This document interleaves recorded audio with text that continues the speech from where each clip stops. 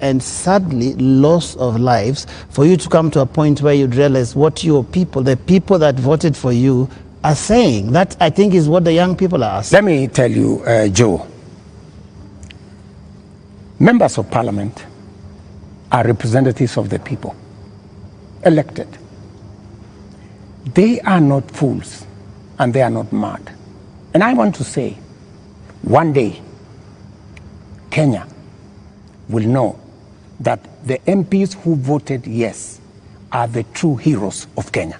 Those are the people who saw the opportunity for us to unchain our country from debt trap and take our country to the future. Let me tell you, Joe, and I want to say this to the people of Kenya,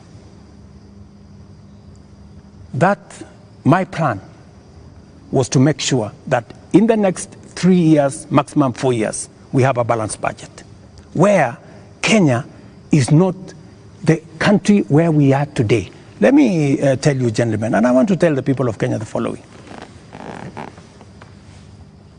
We are in a very difficult financial position. This is something that the people of Kenya must understand, and that is why I am happy that we have a crisis. This crisis will help us be candid and speak to each other properly and contextualize where we are. We raised this year 2.3 trillion from our taxes. Of that 2.3 trillion, 1.1 trillion went to debt financing. 1 trillion went to salaries. What did we do? We had to go and borrow to pay the counties. We had to go and borrow to fund our education. We had to go and borrow to fund. Now, the funding gap we have done with the finance bill going down is that instead of borrowing 600 billion, we are going to borrow 600 billion plus 346 billion. That is close to $1 trillion. And let me tell you, my good friends, and I want us to be honest with ourselves. This is not how a country will get to a status where we are proud of our nation. This is not how we are going to.